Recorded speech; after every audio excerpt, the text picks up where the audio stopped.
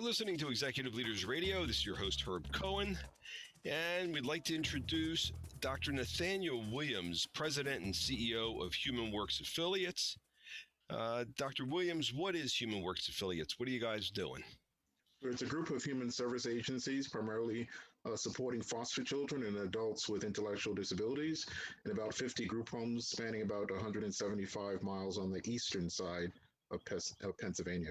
Uh-huh. Where are you from originally, and how many brothers and sisters, and where are you in the pecking order? Sure. Originally from New York, Bronx, New York specifically, and I am number 4 of 12 children from my family. And did you have any foster care experience when you were a kid? Sure. I spent 13 years in foster care from the age of 5 through 18. Mm-hmm. You spent 13 years in foster care from the age of 5 through 13. How about your siblings? Did they go through foster care? Sure. 10 of the 12 were still young when mom died, again, when I was 5. So they all went into foster care as well. And then we had 2 older siblings who were already out on their own when she passed away. Mm-hmm. So are there varying levels of success of foster care because you experienced it? Yeah. I don't believe that there's a thing called failure. I think you're always successful. The question is to what degree. And I think foster care is just like that as well. There are some kids that are super successful and others that are super challenged.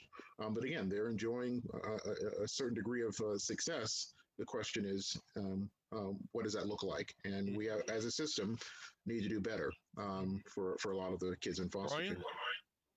Yeah, Nathaniel, going through foster care, at such a young age, was there any role models that played big influences in your life? Sure. There was one who was actually the executive director of the agency I was in. She saw me sitting down one day because I was a little bit disturbed that my brothers and sisters were not coming to visit, and she gave me a bicycle. And I thanked her very much for that. She was always a very kind and gentle person. Sometimes I wondered, was she too kind to be an executive director? But she gave me the bicycle. I appreciated it. Went back to my cottage. One of my cottage mates asked me to borrow it. I said yes, and he started riding the bicycle. And it was that moment, looking at the back of his head, riding away, that if I wasn't careful, that was going to be the story of my life, telling a sad story and waiting for a handout. And I realized I wanted to be Sister Mary Patrick. No, not a white Catholic nun, but I wanted her job. So I started at 12 years old, signing my name, Nathaniel J. Williams, Executive Director. And 12 years later, that was my title, and that has been my title ever since. What was it about that job that you wanted to be? She made things happen on the spot. She thought about it, and and it happened. And that's what an executive director, and that's what a leader can do, is make something happen on the spot based on a story that you're hearing. That once you hear that story, you have the ability, the power, the influence to make something happen. And I wanted to be able to do that for people. Brian? Yeah, Nathaniel, you from everything we're hearing and even the green room, you seem like someone that was a born leader, very, very mature. Is this something that has always been with you? Is this something that you gained over time? I think it was something that, when you meet my other brothers and sisters, and I think it's a story in genetics, we've not been around each other. We were separated at age 5. But if you look at a lot of our qualities, they're all very similar, even though we weren't raised by the same people. So I think there's something in our genes that, actually predisposes us to being a leader and again, trying to make things happen for other people. How young were you when you started organizing other kids or other people? Yeah, about 13, 14 years old was about the age, and I thought it was important for things to be organized. What were you doing? Give us an example of how you were organizing others. Sure.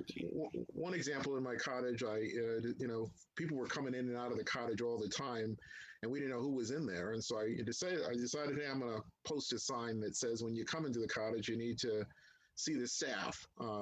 And I posted that sign and signed my name, Nathaniel J. Williams, not executive director, and the director came in and said, hey, what is this sign that's being posted by, Nat on the wall, and ripped it off the wall. and yelled at the staff saying, hey, that shouldn't be what happens here.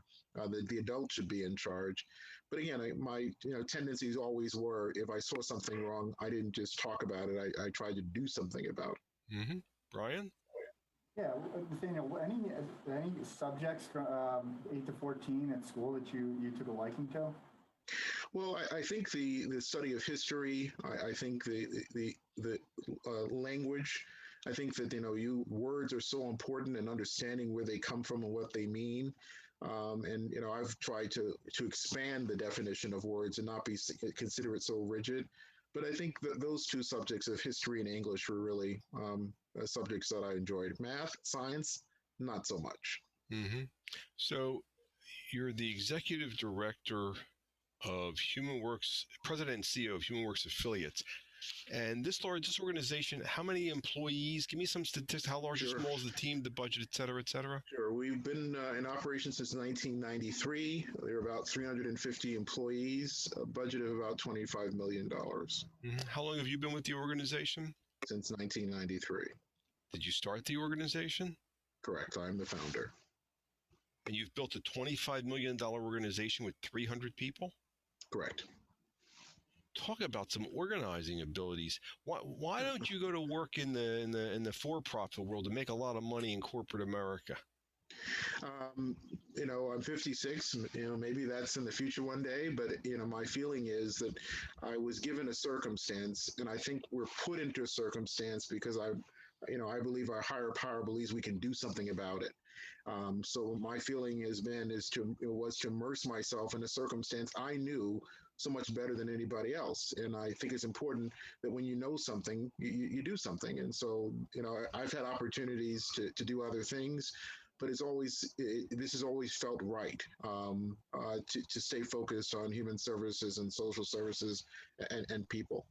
Well, this foster care idea has been around for a long time. Isn't it well organized, and aren't the kids being taken care of well?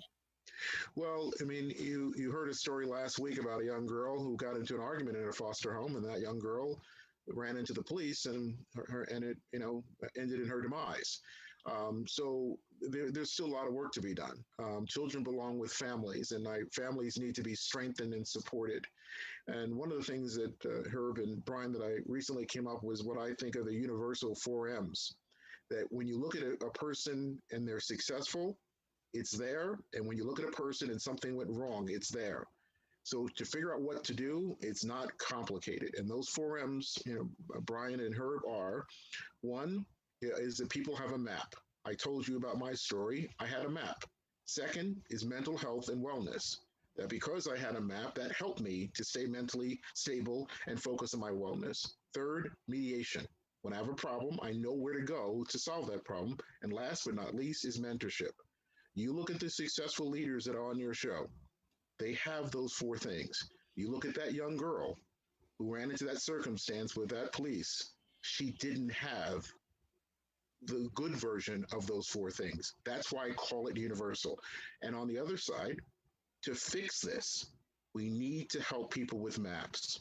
We need to make sure mental health and wellness is available on demand, 24/7, 365. We need to show people when there's a problem, this is where you go for mediation. You don't go back into the warehouse and take everybody out. There's a way to solve the problem. And last but not least, we stand on the shoulders of other people, and mentorship is so important. And again, I wrote a book. It's out, and I recently recognized it's called the 4Ms. But I realize it's the universal 4Ms. It's there all the time. And again, we shouldn't be confounded. Like, what do we need to do?